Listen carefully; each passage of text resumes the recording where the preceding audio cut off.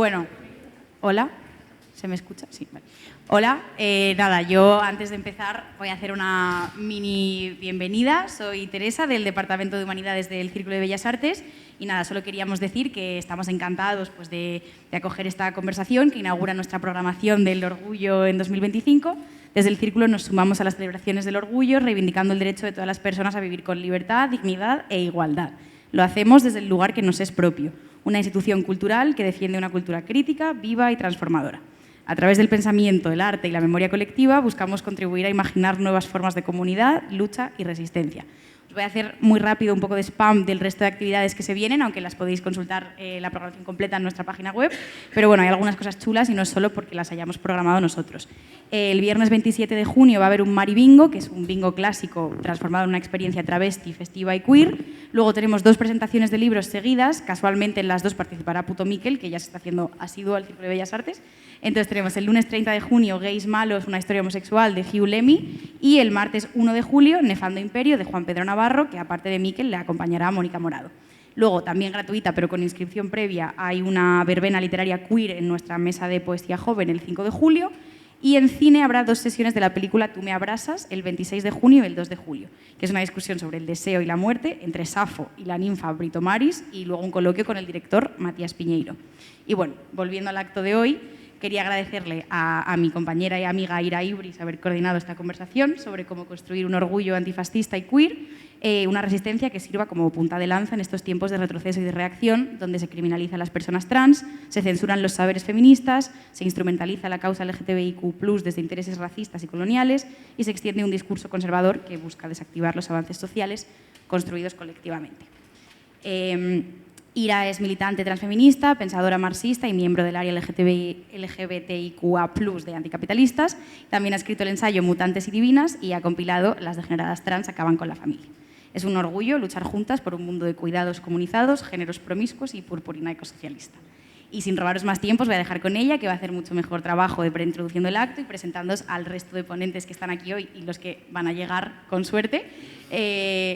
Y nada, agradeceros bueno, ahora a vosotros dos, a los otros cuando lleguen, por estar aquí también con nosotras hoy. Y nada, muchas gracias.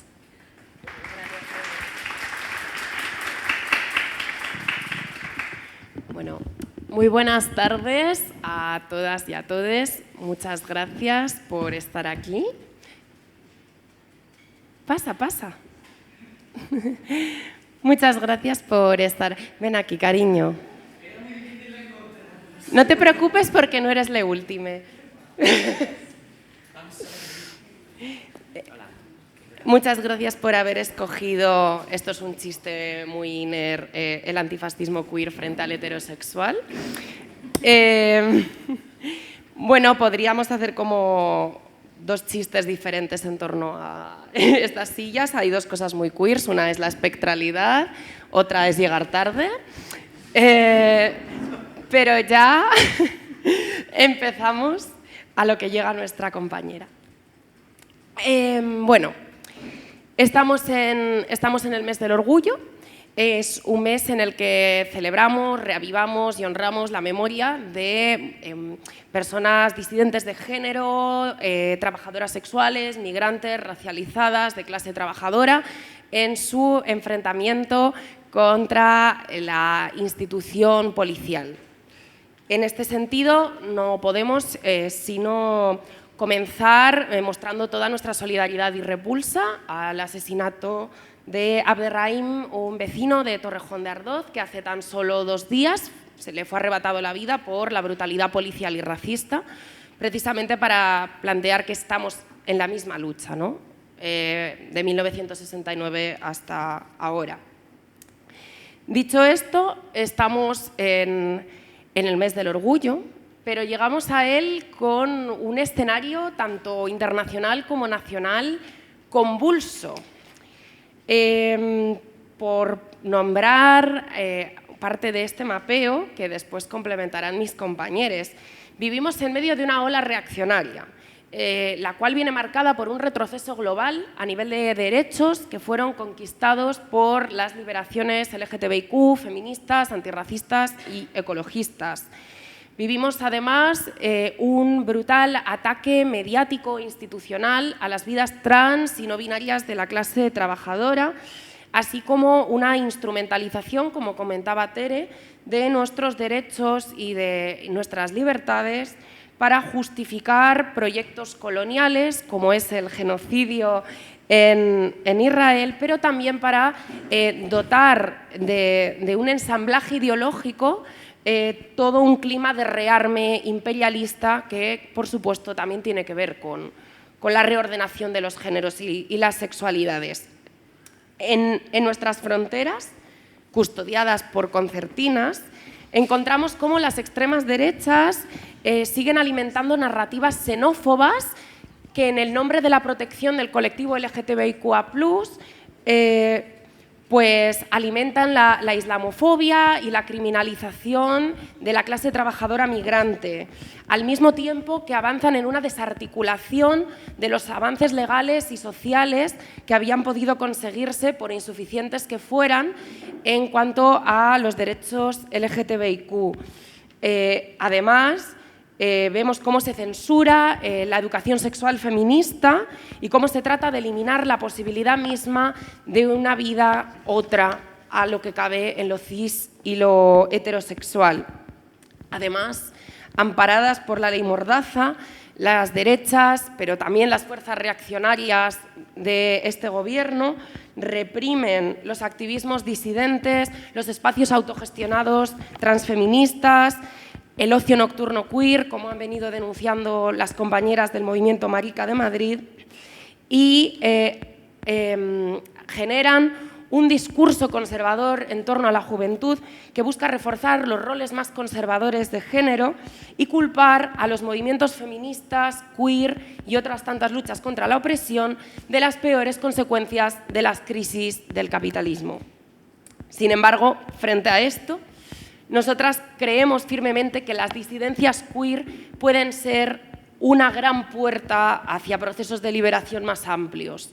Que nuestra disidencia, que nuestra autoorganización como Trans, Mari, Vivo y Eras puede convertirse en uno de los puntales del antifascismo de nuestro siglo, y así lo vimos con los procesos de respuesta popular de las trabas y las migras contra el gobierno austericida de Milei a comienzo de este año, como esas reinas bailando voguing encabezaban una de las mayores respuestas a los gobiernos autoritarios neoliberales. Y es por eso por lo que estamos hoy aquí, precisamente para pensar en el potencial de un antifascismo queer que ha de entenderse como un proceso de transformación más amplia para todas, para todes, las oprimidas y las explotadas del mundo. Y por ello, como siempre está bien dotarse de malas compañías, estamos acompañadas de maravillosas amigas, camaradas y sujetos pensantes, como son, y voy presentando. Hemos decidido hacer una presentación corta y basada en lo personal para ganar tiempo. Daniel Valero, Tigrillo, escritor de varios libros, una persona que hace divulgación de perspectivas críticas para públicos muy amplios, bisexual, viciosa, viene de ser emo, una persona maravillosa. A mi lado tenemos a Marina, también conocida como Satanasa, psicóloga cuando tiene que cobrar, travesti cuando tiene que pelear por cobrar, una de las mejores travestis y más radicales del panorama, también maravillosa, probablemente también emo en su pasado. Jalil, pues un compañero incansable artista, parte de la lucha de liberación por el pueblo palestino, especializado en los chantajes que el sionismo hace a las personas queer. No sé si fuiste emo. También. Y por último tenemos a Aimé Román, pues también divulgadora, feminista de clase, filósofa, probablemente también emo. Así que con esta junta cortiña tan increíble, pues vamos a tratar de dar algunos primeros pasos a la hora de pensar juntes esta idea de un transfeminismo y antifascista queer, partiendo de la base de que todo lo que podamos hablar aquí es necesariamente incompleto y que solo al calor de la lucha política y colectiva podremos ver verdaderos frutos en la transformación de la realidad. Pero bueno, dicho esto, lo primero que os quería preguntar es pues un poco cómo veis la situación, ¿no?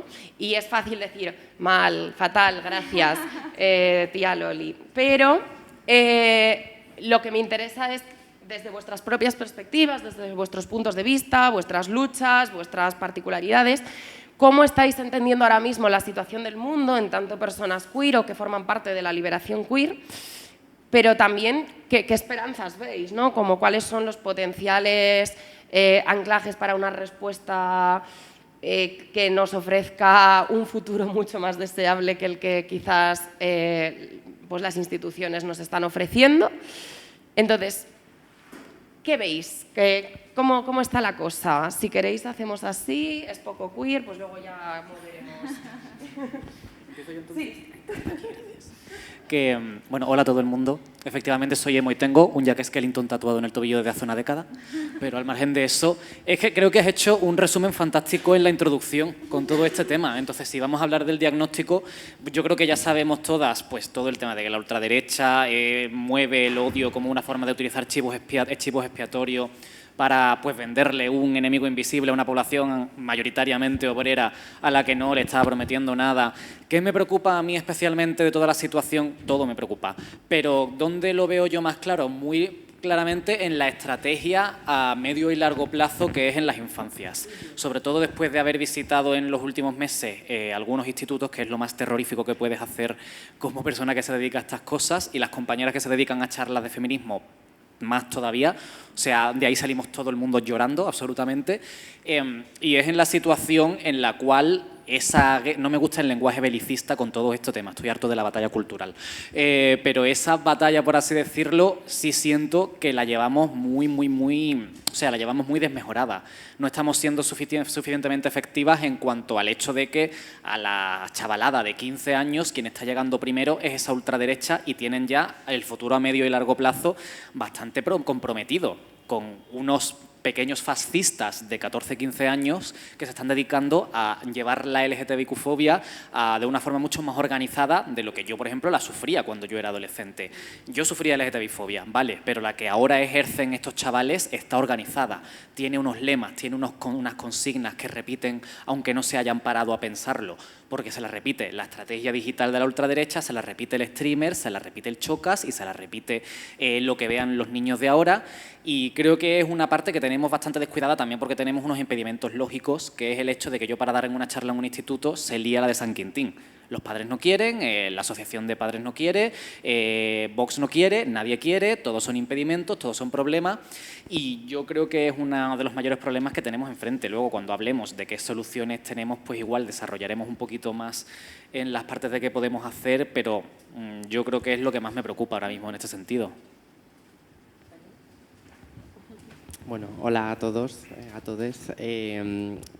A mí me resulta muy difícil también como hacer ese análisis porque creo que muchas de nosotras hemos tenido que quizás montarnos paraísos, ¿no? Como un poco alejados de todo esto para poder sobrevivir, ¿no? a lo duro de la violencia. Entonces, en mi caso, por ejemplo, veo a mi alrededor, vivo en una finca completamente queer, ¿no? Y es algo que creo que es como una especie de resistencia, ¿no? Creo que al final tenemos como mucha capacidad así como de cucaracheo, ¿no? Como de sobrevivir, y que eso va a estar siempre porque siempre ha estado. Pero pensando también un poco en mi infancia, en el sitio en el que estudié, yo soy del sur de Madrid, de Leganés, y allí el instituto en el que yo estaba, el director, la persona, bueno, su mujer, que también me daba educación física, eran personas de hazte oír. Entonces, y aún así, bueno, pues era un instituto público. Toda esa presión no pudo silenciar ni a muchos profesores ni a muchos de los alumnos que éramos completamente visibles, ¿no? Entonces, pese a todo este horror que vivimos, también yo en mí tengo como mucha esperanza de que pues, finalmente somos resilientes, ¿no?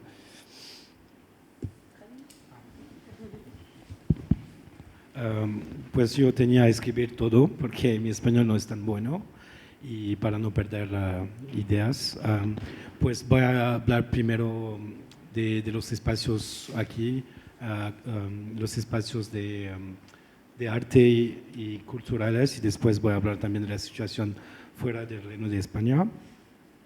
Pues si tenemos que hablar de la situación actual, comenzaré por este lugar concreto para luego ampliar el tema hacia el llamado Reino de España y más allá.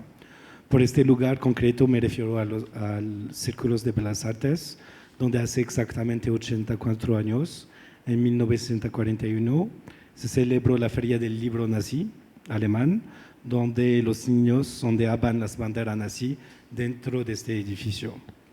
Este año, 2025, aunque un espacio como este acoge a personas como la relatora de la ONU, Francesca Albanese, la semana próxima, o el pensador antifascista Alberto Toscano el lunes, sus responsables tienen la audacia de invitar a Michel Houellebecq, un notario novelista francés antimusulmán que popularizó y defiende la teoría del grand remplacement, y también es un defensor de todo lo que es anti-woke. Sus ideas están alimentando la retórica antimusulmana y antiprogresista en Francia, Europa y más allá. Lo mismo ocurre con la invitación que este espacio hizo el pasado mes de septiembre a Eva Illouz, una conocida sionista acogida por esta institución para escupir tonterías y su retórica antipalestina en la Plaza de España. Así estamos hoy. Los espacios artísticos y culturales de esta ciudad se muestran cobardes ante la mayor amenaza que cierne sobre Europa en este momento, y no me refiero a Rusia ni a los musulmanes, pero al fascismo arraigado en vuestras democracias, el monstruo que nunca durmió. Como persona del otro lado del mar Mediterráneo, como marroquí, para mí el discurso sobre el fascismo siempre ha significado para mí la retórica que se utiliza en Occidente para hablar de las violencias en sus territorios, violencia que el propio Occidente ejerce normalmente en otros lugares. El fascismo, como dijo el poeta martinico Aimé Césaire, es el boomerang imperial que vuelve al centro, al Occidente. Si queremos pensar juntos y visualizar cómo podría ser el fascismo total en el viejo continente en un futuro próximo, no tenemos a buscar más, el futuro está inscrito en Palestina. Y aquí llega el momento en el que hablo finalmente de nuestras tan preciados derechos queer en Occidente. En todo caso, este mes, supuesto mes del orgullo, quiero que colectivamente, yo incluido, sintamos vergüenza. La vergüenza y la rabia pueden ser constructivas si entendemos por qué lo sentimos. Vergüenza porque colectivamente hemos fallado a nuestras compañeras queer en Palestina y más allá. Si 60.000 personas fueron asesinadas en Gaza durante los últimos 20 meses, eso significa que aproximadamente 6.000 personas queer, el 10% de la población, 6.000 personas queer fueron asesinadas por el régimen sionista. El régimen sionista es la entidad más queerfóbica que existe en la actualidad. Y si hablamos de las guerras imperialistas en nuestra región, 5 millones de personas murieron debido a las guerras e intervenciones posteriores del 11 de septiembre, lo que supone 500.000 de vidas queers diezmadas por Occidente, es decir, por Estados Unidos y sus aliados como España. Por lo tanto, no podemos ser antifascista queer sin estar contra la guerra actual en Irán y el genocidio en Palestina. Hoy en día, la violencia imperialista ha vuelto como un boomerang, o diría más bien como una fantasma que nos persigue aquí en Occidente. Las tecnologías utilizadas contra los palestinos se despliegan cada año contra nosotras. El mes pasado tomé contacto con los testimonios recopilados por el glorioso Movimiento Marica de Madrid sobre las acusaciones falsas, los abusos y el chantaje que la policía está desatando contra las personas queer en la ciudad con el pretexto de la guerra contra las drogas. Las técnicas y el modus operandi de la policía de Madrid son muy similares a las trampas, los abusos y el chantaje que la policía, el ejército y los servicios secretos israelíes están utilizando contra los queer palestinos.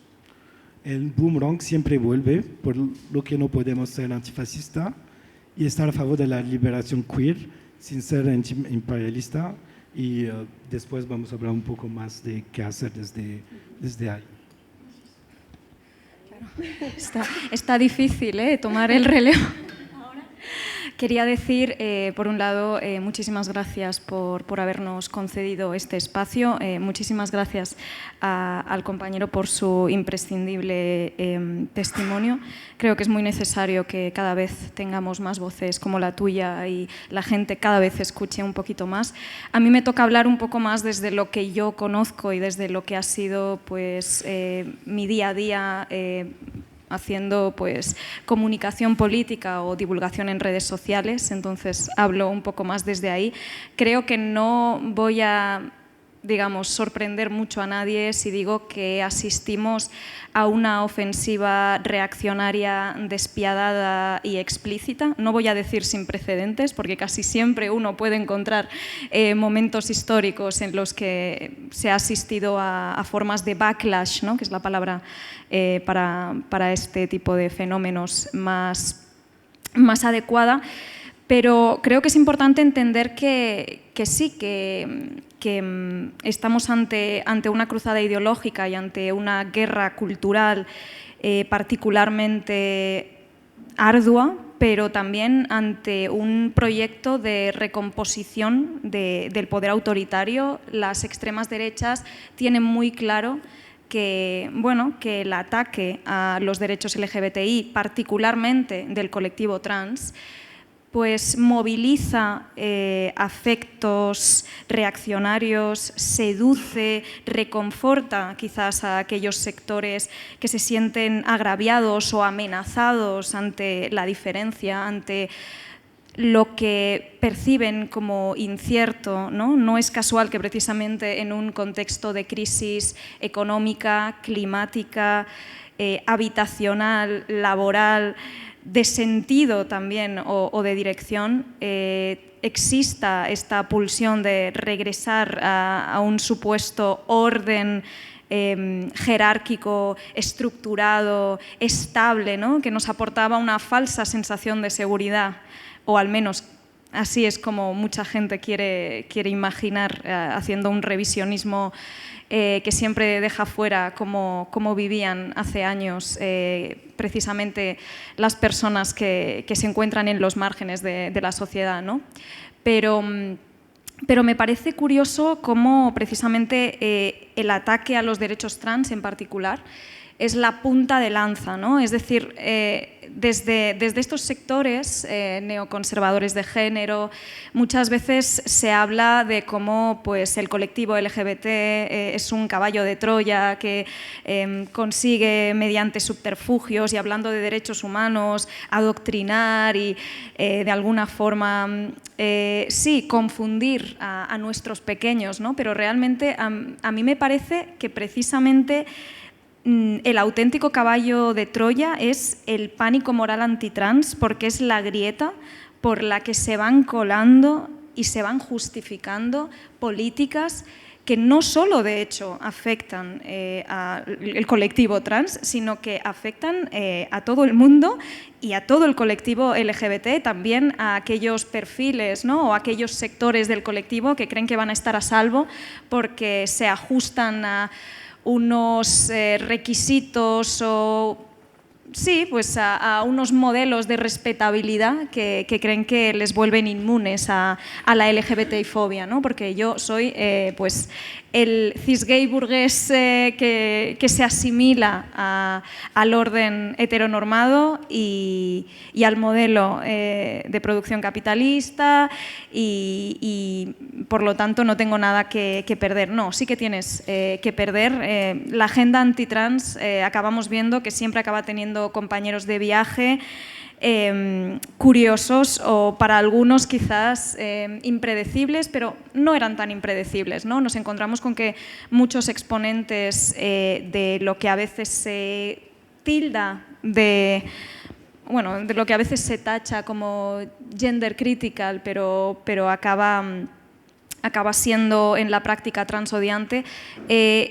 Muchos exponentes se empiezan instalando discursos que, bueno, pueden parecer más o menos razonables o incluso dicen algunas cosas que realmente no siento ni que estén en disputa, ¿no? Como aquel primer tuit de J.K. Rowling diciendo no, es que el sexo biológico existe. Bueno, sí existe el sexo gonadal, el sexo somático, el sexo cromosómico. Yo no creo que esto sea lo que se está debatiendo aquí, ¿no? Pero empiezas por ahí y no sabes muy bien cómo acaban colándose discursos profundamente supremacistas, profundamente fiscalizadores del cuerpo y la sexualidad de las mujeres. Y bueno, hay que preguntarse un poco hasta qué punto esa ha sido un poco la agenda desde el principio. Perdonadme que estoy un poco dispersa y quiero decir muchas cosas, pero estoy intentando sintetizar y no me quiero ir mucho del tiempo porque tiendo a hacerlo, así que ya le paso el micro a mi compañera o a mi compañero, no sé. Espera. ¿Cuál de los dos? No sé si... Que ahora os tengo que traer otra pregunta. Claro. Pero de paso aprovecho y comento dos cositas de lo que habéis dicho, gracias Jaime. Creo que algo clave de lo que habéis comentado en esta primera ronda y que tú lo introducías ahora es cómo, precisamente, ¿no? Una lente antifascista queer lo que nos permite es dejar de ver ciertos ataques como ataques aislados. Claro. Y cómo quizás dos de los ejemplos más evidentes de esta ofensiva reaccionaria, que es la deshumanización del pueblo palestino, pero también de las personas árabes en general, y la campaña antitrans, suponen una herida al conjunto de la clase trabajadora y de las oprimidas del mundo. Es decir, precisamente la pensadora queer Jasbir Puar decía hace un año en Valladolid, traída por Marie Corners, que el hecho de que el pueblo palestino sea victorioso y cómo es victorioso es algo que va a tener importancia para todas las desechables del mundo. Y de una forma similar, cuando pensamos en la ofensiva antitrans, también hay que preguntarse cuál es el objetivo político detrás de un ataque que a primera vista se da contra una minoría, ¿no? De alguna forma, ¿qué son las personas trans, queer y no binarias? Sino aquellas personas más disidentes o en conflicto más abierto con unas normas rígidas de género, y qué es lo que ocurre a lo largo de la historia de las oprimidas cuando se comienza eliminando a los grupos disidentes. En ese sentido, también hace poco decía la activista y teórica trans Susan Stryker, nos alertaba, ¿no? Y decía cómo el odio a las personas trans es uno de los más poderosos pegamentos para el fascismo, de cómo en Estados Unidos había conseguido vincular a proyectos que de otro modo hubieran estado fragmentados, y cómo la tarea de una izquierda radical es nunca dar ni un ápice de pegamento al fascismo, ¿no? Continuando en esta línea, pues os quería preguntar, y si os parece, pues ahora hacemos la vuelta inversa.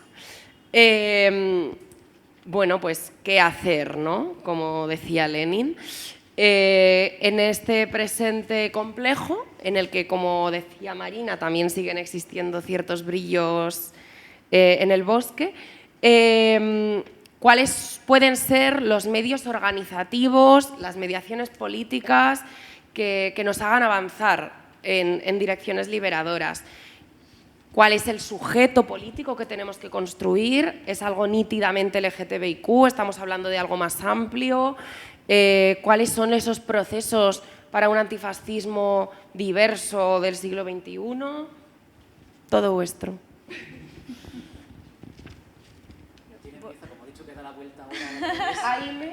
Ahora hay que dar la vuelta. Luego rompemos la linealidad. Sí, por un lado, puedo responder aparte de lo que has comentado y luego, y luego como tal respondo a la segunda pregunta, digamos.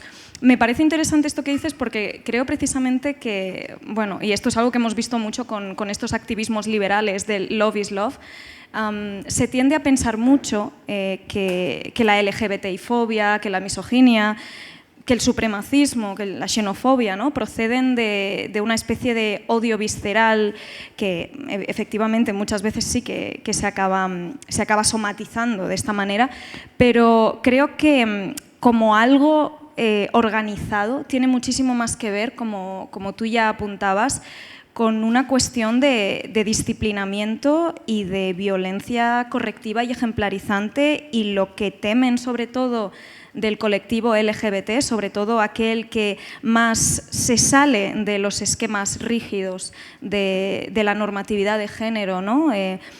Digamos, los modelos o los perfiles menos fáciles de meter en un cajón, ¿no?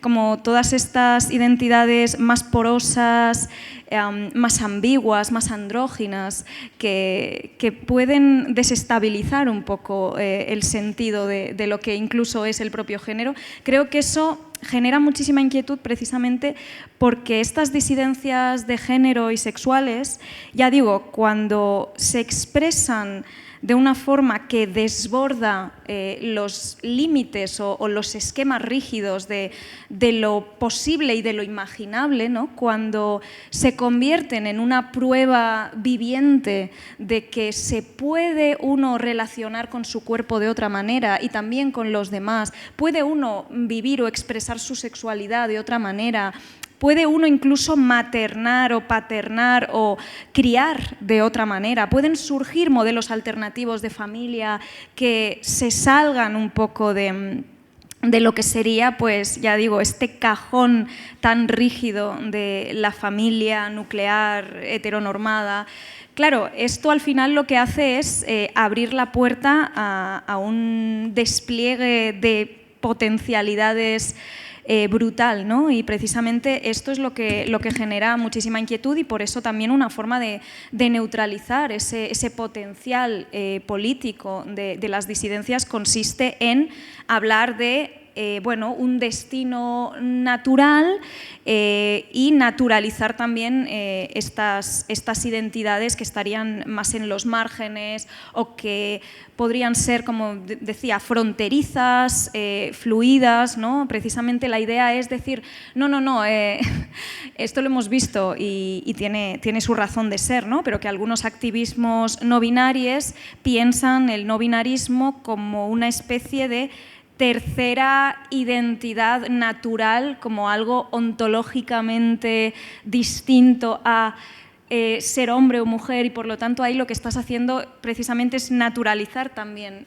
la propia identidad hombre y mujer, en vez de entender que también estas identidades que están en el centro y no solo las que están en los márgenes, estas identidades que están en el centro y que se han ido reificando y que se han ido solidificando históricamente, también son históricamente contingentes y no responden a un destino natural de los cuerpos sexuados, ¿no? Entonces, creo que es interesante entender que precisamente lo que temen no es que tú en tu intimidad puedas tener una relación sexual siendo hombre con otro hombre. Temen mucho más que tú puedas existir y hacerte visible en el espacio público exhibiendo atributos entendidos o leídos como tradicionalmente femeninos, por ejemplo, ¿no? Les molesta mucho más la pluma que el hecho en sí de si tienes o no ahora mismo una relación sexoafectiva con una persona de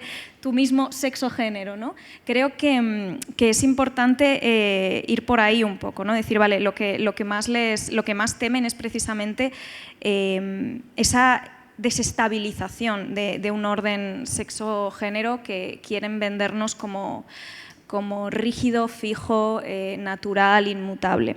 Eso por un lado. Luego lo que comentabas de cómo podemos organizarnos de otra manera, un poco en la línea de lo que estoy diciendo, pues entendiendo que no tenemos que buscar obcecarnos en encontrar un sujeto político perfectamente estable y definido, delimitado, que digamos tengamos claro que sí, esta persona sí pertenece y esta no, ¿no? Como dejando muy claras cuáles son las líneas que separan a quien pertenece a un colectivo y quién no pertenece a ese colectivo. Creo que eso es contraproducente, precisamente porque al final acabamos, incluso desde los propios colectivos LGBT, entendiendo estas etiquetas y estas categorías identitarias que pueden ser muy útiles políticamente para organizarnos alrededor de necesidades y de reivindicaciones comunes, se acaben convirtiendo en una especie de mecanismo regulador y si te sales de esto ya no eres lo suficientemente queer y por lo tanto no tendrías que estar organizándote con tus compañeras queer. Es como, bueno, no, es que necesitamos precisamente tender puentes y tejer vínculos de solidaridad, ¿no? Y por eso creo que hay que dejar de ir superando un poquito estas tendencias identitarias a pesar de que sean hasta cierto punto inevitables, ¿no? Pero esto, por ejemplo, ahora que se acerca el orgullo, hay muchísima polémica, no sé hasta qué punto esto es algo muy chronically online, no sé hasta qué punto tiene su correlato en la vida real. Yo personalmente no me topo con muchas instancias o manifestaciones de bifobia en mi día a día, pero sí que hay muchísimo debate acerca de cómo en el momento en el que empiezas a tener, como mujer sobre todo, porque fíjate que siempre se fiscaliza muchísimo más la sexualidad de las mujeres, incluso aunque se haga de forma woke o desde un supuesto progresismo, ¿no? Claro, la pregunta de cuánto de queer tienes si ahora mismo te encuentras en una relación que se lee como heteronormativa y por lo tanto no te reporta una violencia, un acoso callejero, pongamos, ¿no? o formas de discriminación a nivel legal y demás. Claro, es que ya entrar otra vez en esto es lo mismo que entrar en si es que esta mujer trans que igual no lleva el suficiente tiempo hormonándose, no debería formar parte del colectivo porque en realidad no veo mucha diferencia, ¿no? Y creo que eso, que estar escudriñando y que estar... creo que una expresión que usó Ira precisamente que me gusta mucho era como patrullando las fronteras de la identidad, ¿no? Y viendo quién pasa por aquí, quién no pasa por allá. Creo que es contraproducente y que lo que hace es que acabemos canibalizándonos cuando tendríamos que entender que al final todas estas luchas están interconectadas y incluso aunque no nos afecten en propia piel y en primera persona a ciertas formas de violencia y discriminación, lo cierto es que no podemos emanciparnos. Yo no puedo emanciparme como mujer en tanto que mujer si la clase trabajadora, que somos el 99% de las mujeres de clase trabajadora, sigue subyugada y el colectivo LGBT no va a liberarse a través de la autoafirmación de la propia identidad mediante el consumo.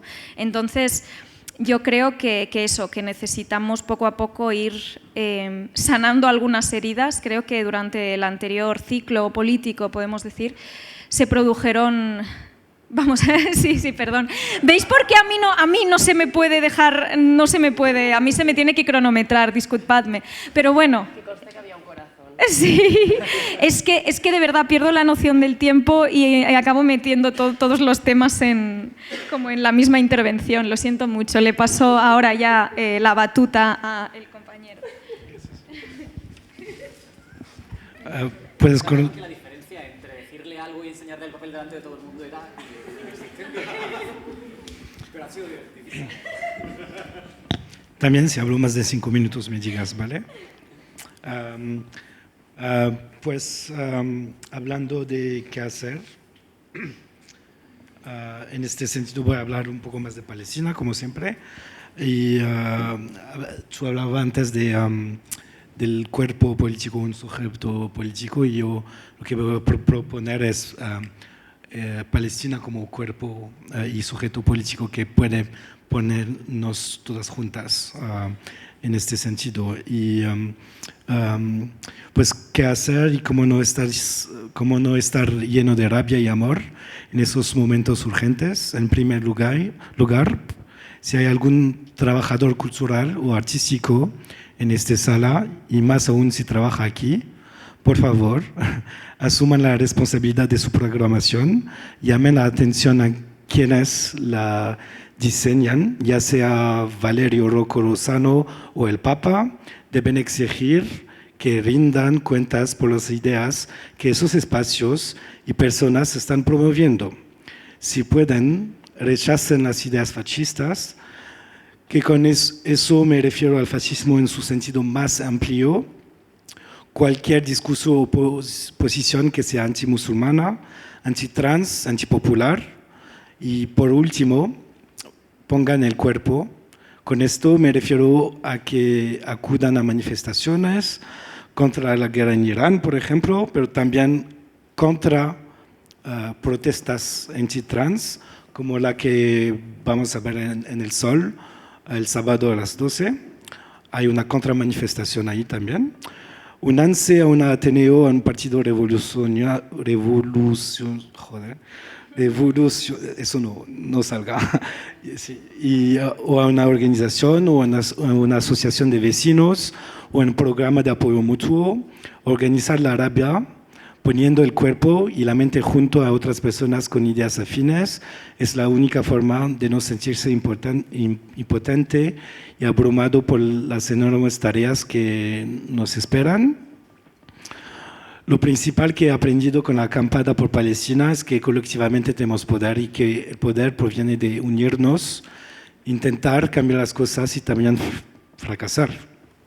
Aunque no pude dormir ahí y ver cada 2 días a ver mi comunidad, gente como yo llena de rabia y amor.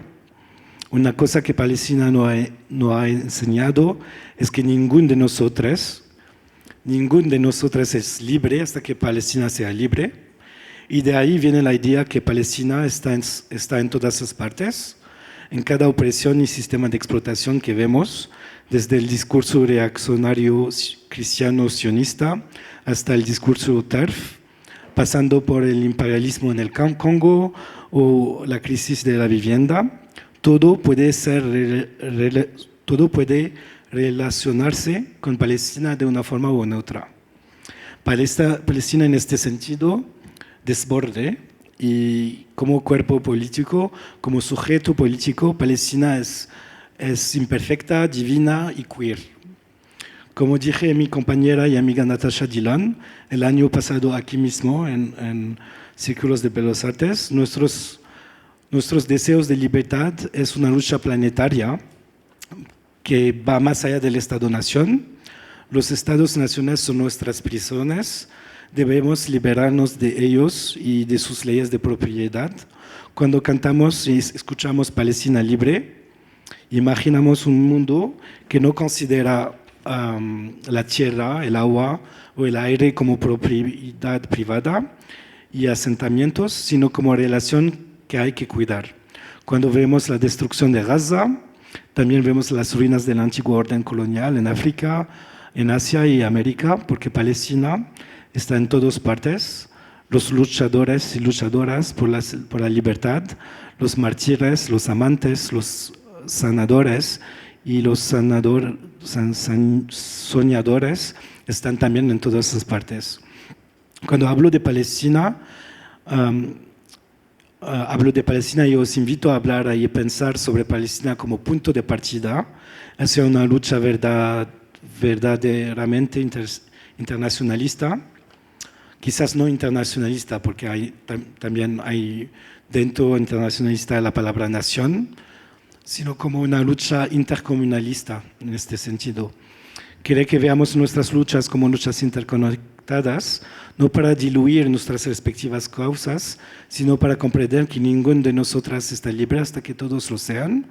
No podemos derrotar el fascismo si el imperialismo sigue expandiéndose, y no podemos garantizar nuestros horizontes de abolición del género y de la heteronormatividad patriarcal si los musulmanes y los árabes siguen siendo asesinados en este puto reino, o en Palestina, o en Irán. Y eso, y viva la resistencia palestina.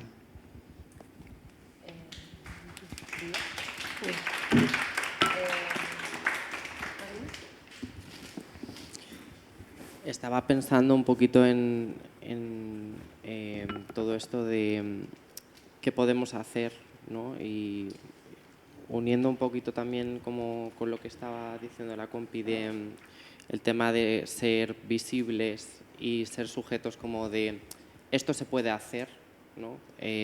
Creo que ahí está un poco la clave. O sea, necesitamos crear espacios donde moleste más o moleste menos, existamos, ¿no? Y se pueden hacer las cosas a pesar de ser como un poco extrañas, a pesar de ser molestas, porque una vez tú tienes un referente de alguien que lo estás viendo en tus carnes, eso te puede inspirar, ¿no? Eso te puede dar alas como para decir, bueno, pues a lo mejor esta persona no quiero ser yo, pero esto me puede inspirar a mí a la hora de enfrentarme a mis miedos, de salir de mis armarios, de salir de esa pues, homofobia, de esa transfobia, de esa bifobia. Creo que todo lo que estamos hablando lo que mueve es mucho miedo, ¿no? Y el miedo nos afecta realmente a todos. O sea, cuando hablábamos de lo que les molesta a las personas, pues, de vernos libres, de ver cómo nos relacionamos en el amor, es que esto también les afecta a las personas. Esto nos afecta a todos, ¿no? Porque realmente tú, como sujeto,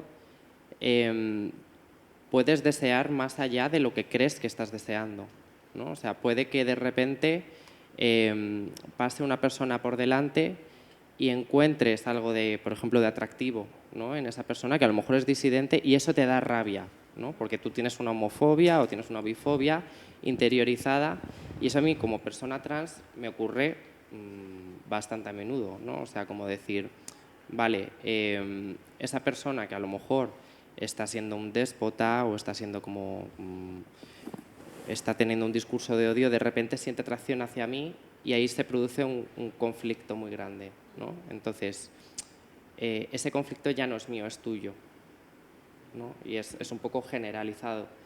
Se nos venden a las personas trans que si nos ajustamos a una serie de reglas encontraremos un poco la tranquilidad, ¿no? Encontraremos el poder. Y yo creo que necesitamos empoderarnos, pero no bajo el lema que nos han vendido.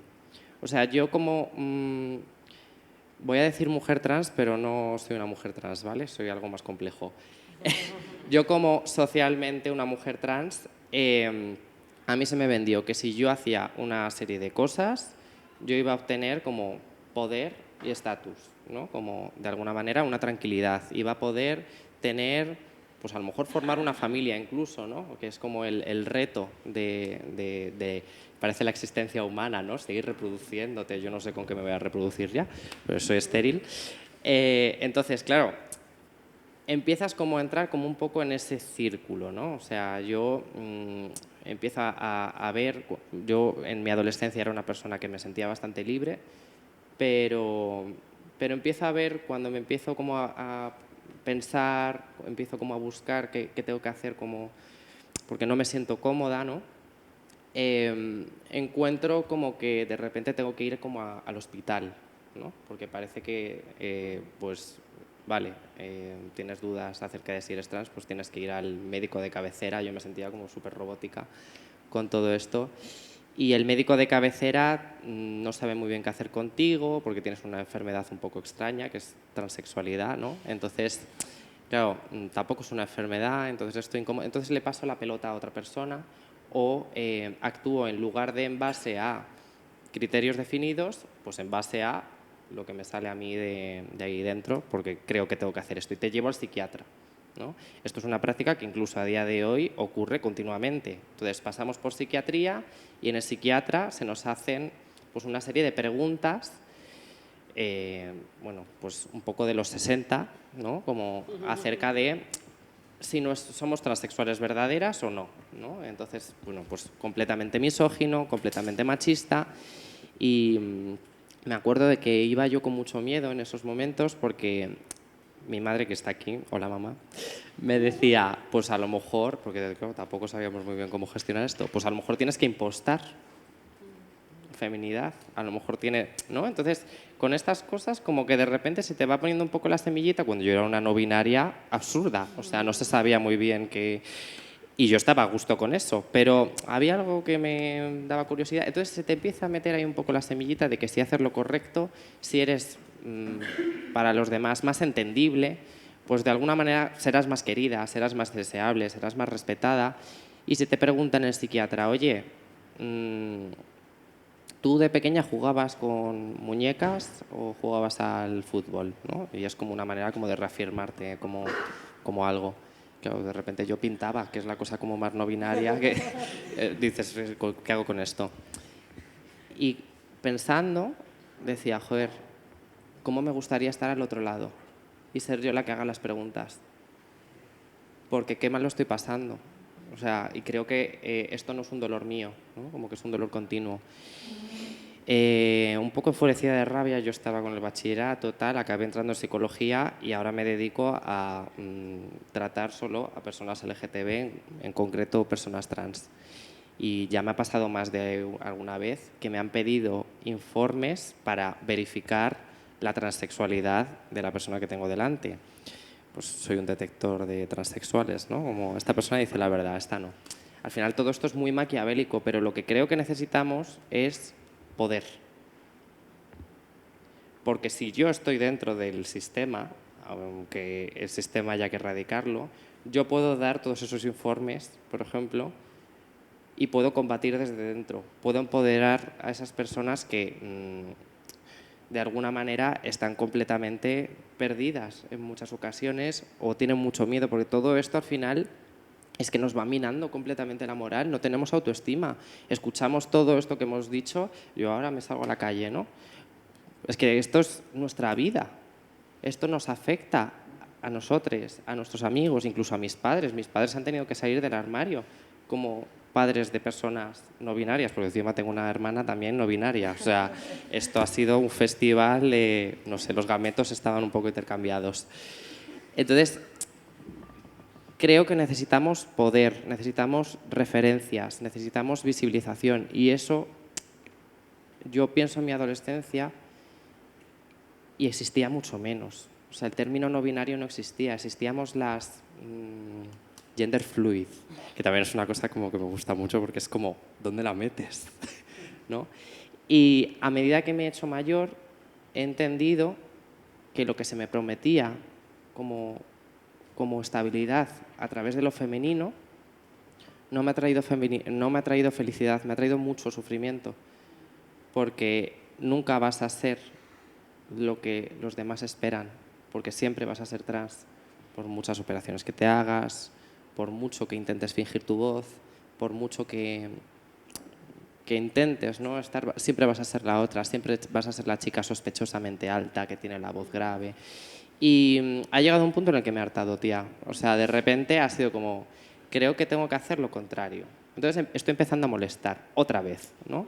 Me estoy yendo al gimnasio, estoy intentando muscularme, como de repente para despistar. Esto también tiene la culpa que he empezado a entender que yo también siempre he sido bisexual. Que es una cosa como que también rompe todo otra vez, porque claro, de repente, si yo no puedo encontrar mi valía en gustarle a los hombres, porque de repente me dan un poco como de repelús y también me gustan las mujeres, ahora ¿dónde encuentro mi valía? ¿No? Pues un poco ser como objetos de hacerte estas preguntas, de empoderar desde otros sitios y sobre todo, cuidarnos mucho entre nosotras. Hemos sufrido mucho acoso desde jóvenes y eso muchas veces hace que sin querer lo sigamos replicando en nuestras propias estructuras, con nuestras propios amigues. Somos violentas porque hemos sufrido la violencia desde niñas. Entonces, creo que lo más importante es el amor, la empatía y sobre todo la compasión para fomentar una autoestima que te permita seguir sufriendo, pero seguir viviendo.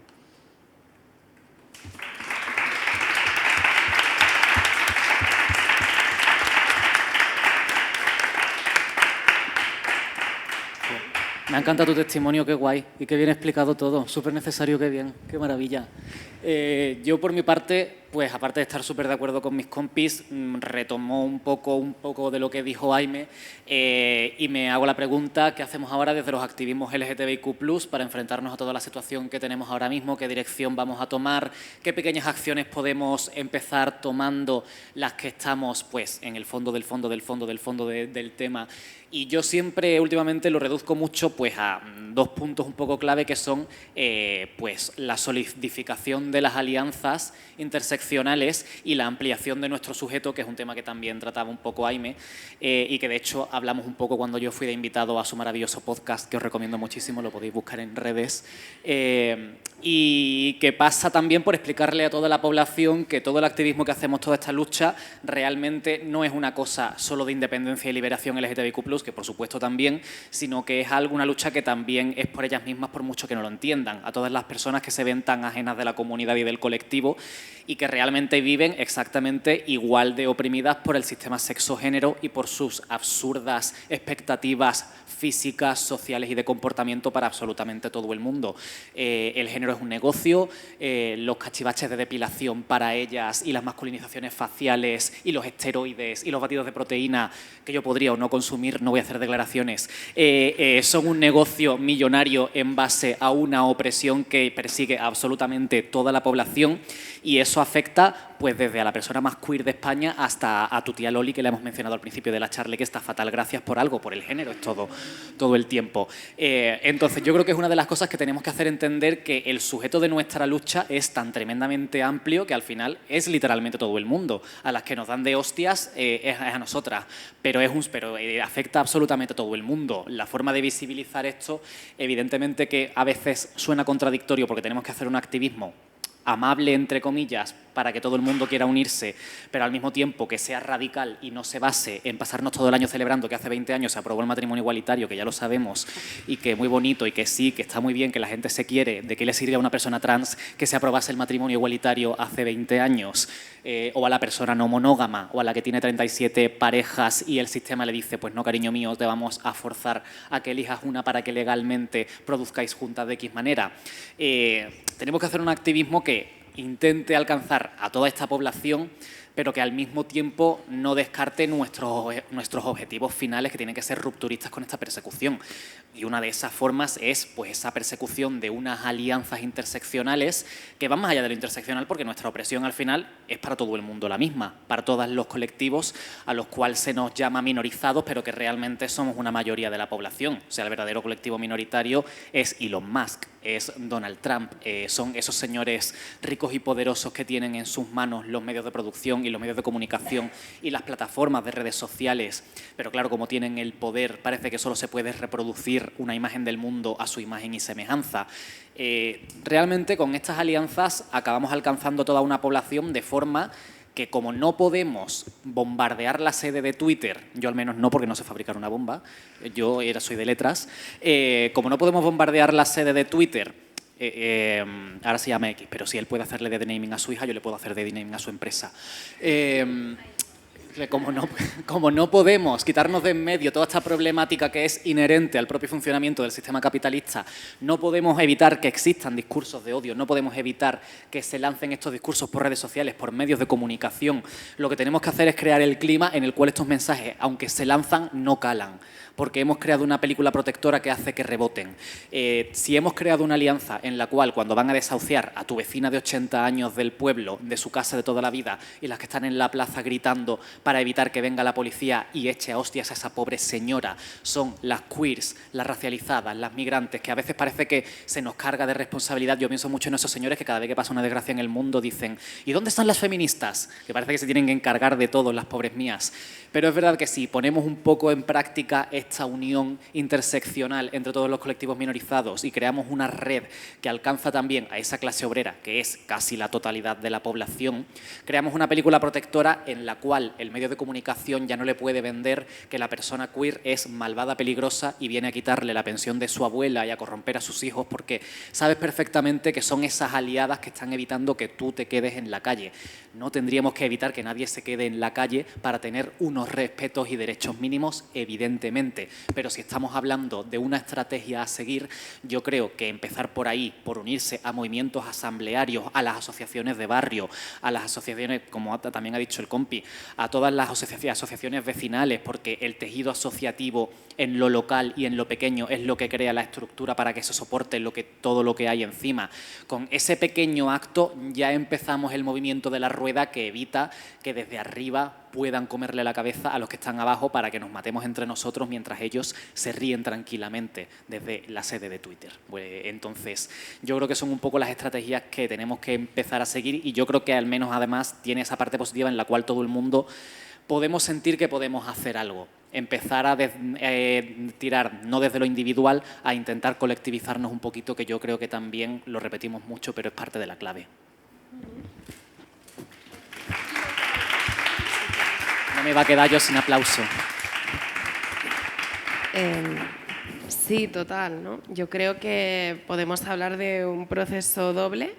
Por un lado, de queerizar el antifascismo y que esto no implica solo ponerle purpurina a los hooligans de nuestras asociaciones y asambleas, sino también repensar qué es exactamente la lucha antifascista, qué lugar tiene la reproducción social en ella, y por otro, entender qué aspectos de las vidas queer de la clase trabajadora pueden ser entendidos como una resistencia antifascista y actuar acorde con ello y expandirlos a través de la lucha conjunta.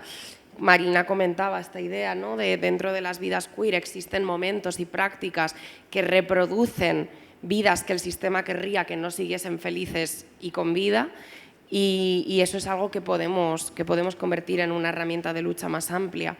También pienso en cómo pues, las compañeras del sindicato de inquilinas han traído sobre la palestra una idea que nada tiene de nueva, pero sí de necesaria, que es la de que solo podemos lograr nuestra liberación organizándonos nosotras, mediante la autoorganización, y que nadie, ninguna institución, ningún casero, ningún Estado, ningún policía nos va a ofrecer nada, y que en todo caso tenemos que preguntarnos quién es ese nosotras, que tenemos que autoorganizarnos.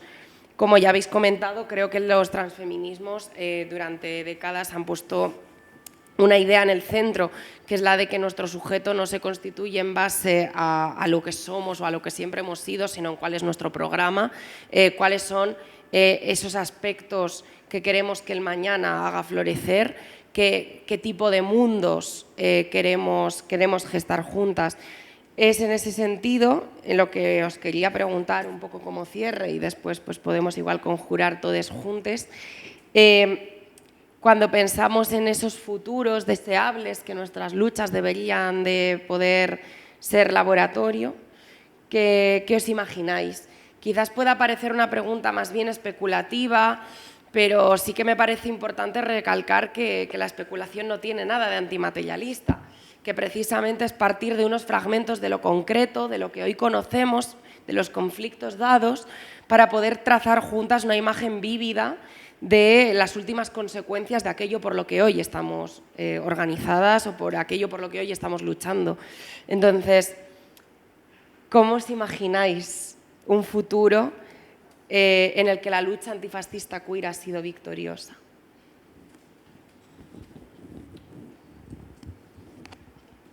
Ahora os autogestionáis Hemos abolido ya el dirigentismo, así que en el futuro... Pues mira, yo voy a empezar diciendo algo como muy simple, pero que hace unos meses me venía a la cabeza en cuanto a mi experiencia. Yo tengo mucho miedo a envejecer, ya no solo como mujer trans. ¿Cuántas personas de 80 años conocéis que sean trans? Las mismas que yo. Eso a mí me da mucha angustia, porque es mi vida. Entonces, creo que voy a pedir como algo como muy básico, pero ese futuro tendría personas de 80 años trans.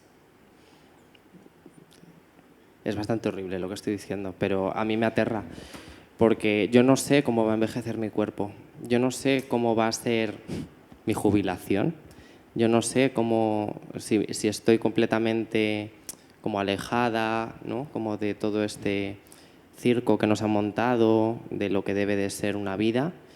¿Qué pasará cuando mueran mis padres? ¿Qué pasará cuando no tenga descendencia? ¿Voy a estar sola? ¿Voy a estar viva? Entonces, lo primero que pido en ese futuro utópico es vivir y vivirlo acompañada, no ser la única que lo viva y que lo vivan generaciones anteriores, ¿no?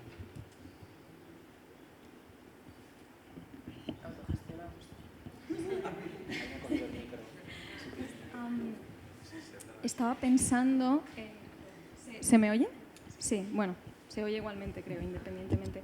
Estaba pensando que justo esta es una pregunta que también creo que Ira nos has hecho a quienes hemos sido ponentes o hemos presentado o hemos moderado alguna charla. Siempre sueles hablar de futuribles y creo que puede parecer una tontería, pero tiene todo el sentido del mundo, porque precisamente ante lo que nos encontramos es ante una crisis de la imaginación política, de la capacidad de visualizar o imaginar otros mundos y otros horizontes posibles. Entonces, por mucho que podamos estar pidiendo peras al olmo y podamos estar básicamente escribiendo una carta a los Reyes Magos, al final es importante tener un horizonte al que aspirar, aunque sea una especie de ideal regulador inalcanzable, porque precisamente también si están pudiendo calar cada vez más estos discursos nostálgicos y reaccionarios que quieren regresar a un pasado idílico, idealizado y, como decía antes, que es una construcción revisionista, etcétera, es precisamente porque la mayoría de la gente, sobre todo nuestra generación, no imagina nada nuevo, mejor. Entonces, yo me he preguntado muchas veces en este sentido cómo sería un mundo post-género y claro, es sumamente difícil, por no decir imposible, imaginar siquiera un mundo sin género desde el punto de vista de que el género al final, en tanto que lenguaje con el que nos comunicamos y con el que nos hacemos inteligibles y con el que pues nos sirve un poco como pauta o guía para entender los cuerpos, para entender el mundo, con toda la problemática que eso comporta, ¿no? Es difícil imaginar cómo sería un mundo sin género en este sentido, ¿no? Creo que no somos capaces siquiera de pensarnos al margen de esas categorías del género, incluso cuando entramos en conflicto con muchas expectativas o estereotipos o roles impuestos concretos. Al final es cierto que en muchos otros sentidos sí que hemos ido construyendo nuestra identidad de acuerdo a toda lo que Holly Lewis llama metafísica oposicional, ¿no? Como una idea de lo que es ser hombre, ser mujer, estar a medio camino, pero entendiendo mujer y hombre como un poco un marco de referencia. Lo que yo sí creo es que a pesar de que siempre en toda sociedad posible, concebible, va a existir algún tipo de ideal regulador o normativo, alguna pauta de conducta que nos guíe, sí que creo que lo importante es que no existan normas rígidas que nos constriñan, como ocurre ahora, que nuestra capacidad reproductiva o nuestro cuerpo sexuado no sea lo que nos pone en un carril concreto y con un destino ya prefijado. que todo sea muchísimo más flexible, ¿no? Es un poco la misma idea que cuando hablamos de la abolición de la familia y la gente imagina que estamos diciendo que no vas a poder tener vínculos con la persona que te ha parido, ¿no? Y no se trata de eso, sino de que podamos ampliar y extender lo que siempre ha sido particularmente rígido, pequeño, fijo, ¿no? Y yo creo que se trata de eso, de que por mucho que es muy difícil imaginar un mundo en el que no operemos como desde esos marcos, ¿no? De feminidad, masculinidad, que asociamos a los hombres, que asociamos a las mujeres, ¿no? Aunque sea extraño pensar un mundo sin esas expectativas de género, sí que creo que un mundo que no requiera de esa división sexual del trabajo, de ese modelo de familia heteronormada para reproducir las condiciones de existencia del trabajador sin que el capitalista tenga que hacerse cargo de todas las tareas domésticas y reproductivas, etc. En el momento en el que no existan esas estructuras que hacen necesario seguir reproduciendo el género, el sistema sexogénero, sí que yo imagino o intento imaginar un mundo en el que será todo muchísimo más flexible. Y eso es un poco, es difícil imaginarlo, pero porque precisamente está todo tan codificado que hasta los colores están asociados a hombres y mujeres, aunque sepamos que es algo contingente y que ha ido mutando históricamente, que antes el rosa se asociaba a los niños. O sea, es difícil pensar o imaginar, visualizar algo así, pero sí que lo veo posible. A mí me gustaría también ver este mundo de verdad. Es algo que no pensaba antes, ¿sabes? Como imaginar cosas. Me cuesta muchísimo imaginar un mundo donde quiero vivir. Y pensando, cuando tú hablabas de un mundo post-género, yo me gustaría ver un mundo post-violencias.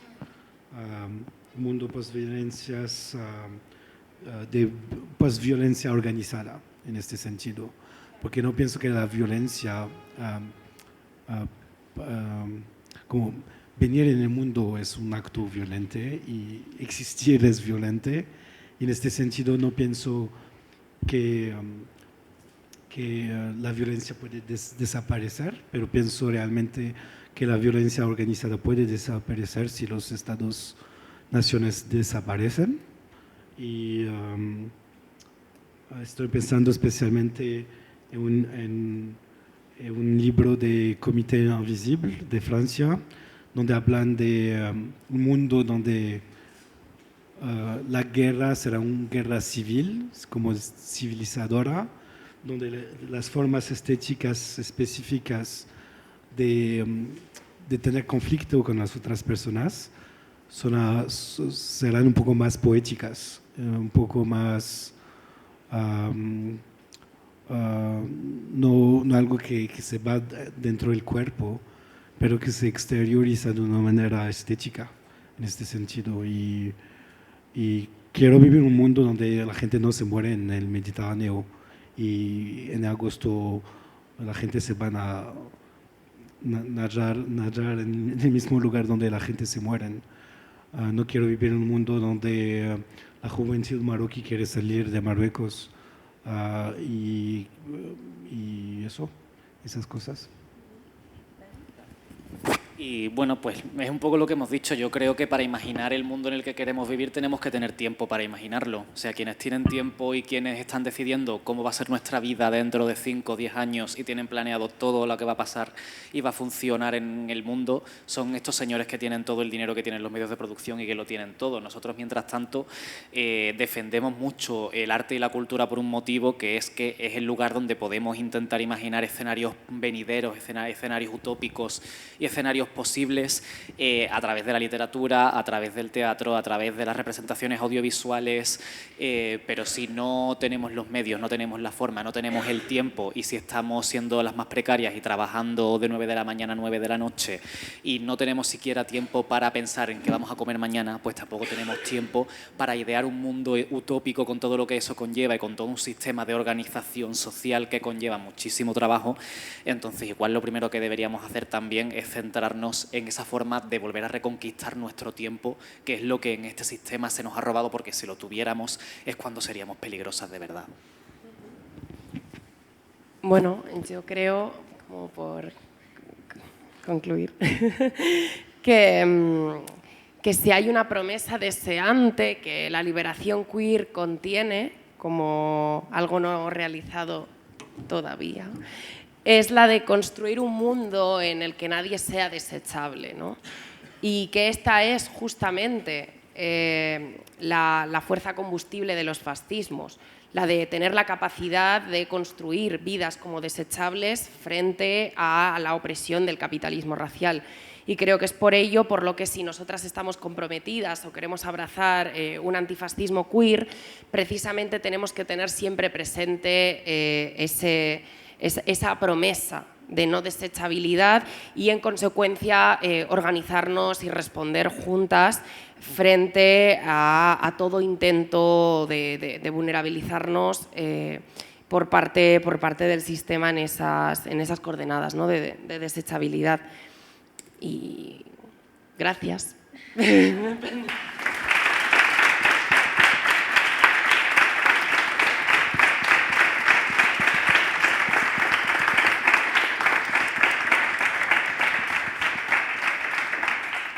¿Qué hora es? 9:10.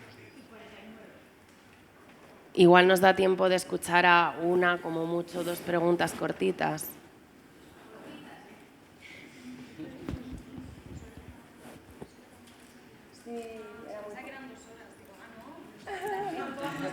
No, era muy poquito. Yo tenía el reloj en mi cabeza. No, por eso era. Preguntas, dudas, comentarios, reflexiones no demasiado longevas.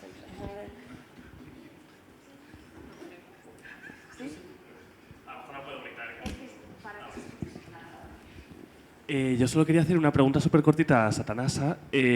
¿Cómo y cuánto te costó crear ese entorno de lazo, eso que has dicho, esa finca queer en la que estás cómoda, en la que vives? Y ya, vale. A ver, yo es que soy un poco sabandija, entonces siempre he buscado eso, desde un poco el inicio, desde el instituto. O sea, creo que hay algo como también como muy positivo de nosotros, que es como esta cosa como militante, ¿no? Como nos unimos un poco como imanes, porque claro, ante la adversidad, ante ser las ovejas negras, pues juntas haremos un rebaño, ¿no? Entonces, en mi vida siempre ha habido personas LGTB que me han ayudado tanto a normalizar mi propia experiencia como a poder edificar, ¿no? Para mí, por ejemplo, ha sido fundamental en este instituto que os contaba, que hasta ya estar como muy acabando bachillerato no se destapó que eran de hazte oír como las personas que llevaban el instituto, pero que estaban ahí como un poco tejiendo lo que se podía o no se podía hacer. Pues para mí fue fundamental conocer a mi mejor amigo, que era un chico trans, y que juntos pues nos acompañamos mucho y nos servimos de espejo, ¿no? Porque si yo puedo, tú puedes, ¿no? Y en este sentido, pues creo que ha habido como una concatenación, ¿no? Como de ese tipo de espacios. O sea, pues de repente, como éramos emos, pues íbamos a Plaza España, ¿no? Y Plaza España en 2010, no sé si ponéis el contexto, pues era de repente una hecatombe de personas sin género, con extraños colores de pelo. Pues ahí estábamos, donde había que estar, porque tenías que huir de tu barrio. De repente Leganés era el infierno, ¿no? Entonces no había fin de semana que yo no bajase a Plaza España, que me hiciese una amiga un poco extraña, que se llamaba Conchi Naranja y que tenía 50 años y era punky, tenía el pelo naranja y era maravillosa y me enseñaba también la posibilidad de envejecer, ¿no? De otra manera. Entonces, con todo esto vas montando una normalidad que es solo tuya, que es un poco privada y de pocos más, que te hacen resistir, aguantar. Y lo de la finca queer ha sido un poco... o sea, he acabado aquí porque me tocaba acabar aquí. O sea, es un poco extraño, pero mira, os voy a contar algo así como cortito. Para mí, ir al peluquero era algo que me aterraba, porque sobre todo por parte de mujeres sufro mucha violencia. No sé qué desato, que me tienden a tratar en masculino. Y ahí hay un dolor que yo pues siento porque lo típico como chico gay en su momento, que te rodeas de mujeres. Ahora a veces les tengo incluso un poco de miedo, sobre todo si se dedican a la estética. Pues en estos contextos yo tenía como mucho miedo de ir al peluquero, ¿no? De que me tratasen como no tocaba, porque además cuando vas al peluquero estás sentada en una silla y te están cortando el pelo, no te puedes levantar. Entonces es como un poco asfixiante, ¿no? Que te estén tratando masculino, estás delante de un montón de gente. Bueno, pues acabé yendo a una peluquería, yo ahora mismo vivo en Valencia, y acabé yendo a una peluquería que llevaban dos chicas muy normativas, ¿no? Pues dos chicas que se describen a sí mismas como maricones, que tienen 45 años, pelos divertidos. Bueno, y ellas, hablando con ellas, me ofrecieron vivir en su piso. Y tenemos una finca que el de abajo fue mi profe de costura, que es una persona queer, con Carmela Vivo, que fue mi peluquera ese tiempo. Arriba vive la otra peluquera, que es la dueña del local, y más arriba viven dos chicos gays que trabajan en discotecas en las que también trabajo yo. Entonces, de repente, ha coincidido. Y esto es algo que, sobre todo en el centro de las ciudades, veo que ocurre. En el centro de ciudades grandes, ¿no? Como que de repente se queda vacío el local, pues vamos a llamar a tal porque voy a estar más cómoda si viene X personas, si es un espacio LGTBI. Y claro, al final hay una normalidad en esa convivencia que yo jamás he obtenido. O sea, yo puedo salir montada de casa, irme a un bolo a trabajar y volver a las 4 de la mañana y encontrarme a mis vecinas y yo no recibo ninguna cara rara, como a lo mejor recibía cuando volvía en el primer tren a Leganés, ahí en cercanías, montada, ¿no? Entonces, creo que hay una cosa que es un poco doble rasero de las grandes ciudades, que es que son espacios muchas veces de reunión y que muchas veces también nos condenan, ¿no?, a las personas queer a solo vivir en el centro de las ciudades, donde todo es más caro, donde vamos a estar más precarizadas, bla, bla, bla, bla, bla. Entonces, bueno, esta es un poco mi experiencia. Así que ya sabéis, teñiros el pelo. E igual os puede salir una casa.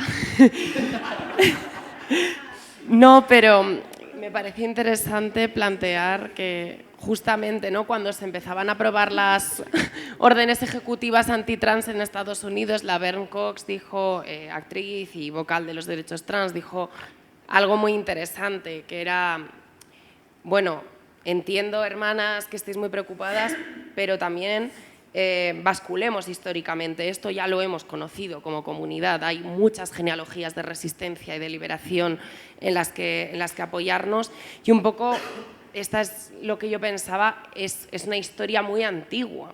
Allí donde se han creado sujetos abyectos, se han creado afinidades y solidaridades específicas.